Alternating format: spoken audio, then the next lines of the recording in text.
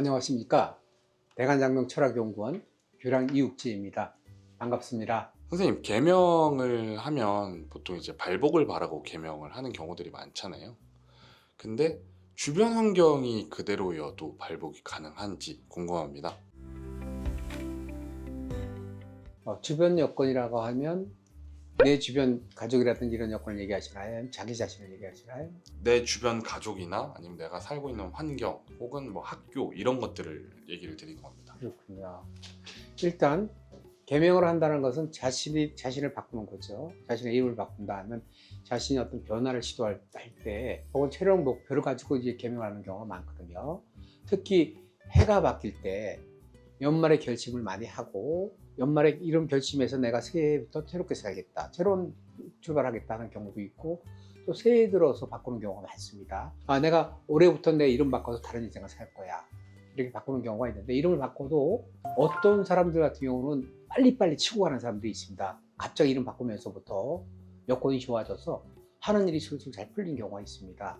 그러나 어떤 경우는 이름 바꿨는데도 아무런 변화가 없고 이런 경우가 있습니다. 그럴 때 그런 경우는 이름을 과연 사주에 맞게 지었느냐도 중요하고, 그 다음에 본인이 준비된 계명을 했느냐, 이게 아주 중요하거든요. 연말이나 연초 같은 경우는 결심을 해서 하는 경우는 효과를 좀 빨리 볼 수 있습니다. 물론 중간에도 연중에도 결심을 하고 있는 경우는 그 발복이 빠를 수가 있는데, 그런 의미 없이 계명하는 사람들이 있어요.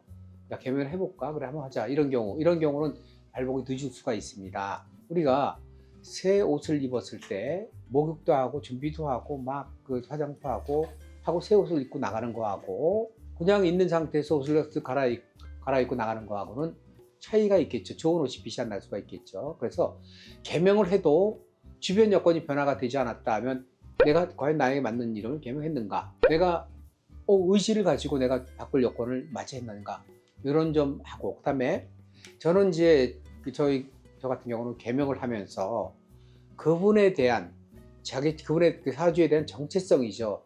나는 이런 것이야. 그 정체성은 언제 알게 되는 거냐면, 예전에 철이 든다고 그러죠. 60이 되고 70이 되고, 예전은 40이면 철들었습니다. 뒷천명. 요즘은 60 정도에서 철들는 경향이 있는데 거기 좀 올라가서 자꾸 바뀌면서 65세에서 67세 정도로 보면 철드는 현상이 나타났다는 얘기죠. 그리고 철들면서부터 이제 내가 이래 왔구나 하고 자기 자신을 아는 게 철든다고 그러지 않습니까? 그게 정체성인 부분이거든요.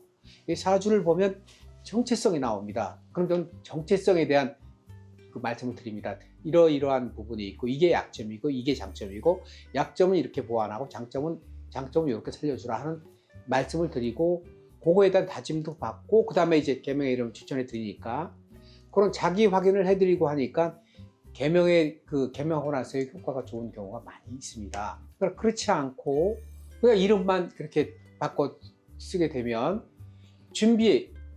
샤워하고 준비하고 없이 그냥 옷 그냥 갈아입고 쑥 나가는 거랑 같거든요. 그래서 그런 자기 자신에 대한, 자기 정체성에 대한 개선 유무 혹은 내가 어떻게 하겠다는 걸 검증받고 했느냐, 이런 것도 중요하거든요. 그런 게 이루어졌나 좀 파악해 보시고, 그런 것이 이상 없다 하면 그 다음은 이제 때입니다. 때.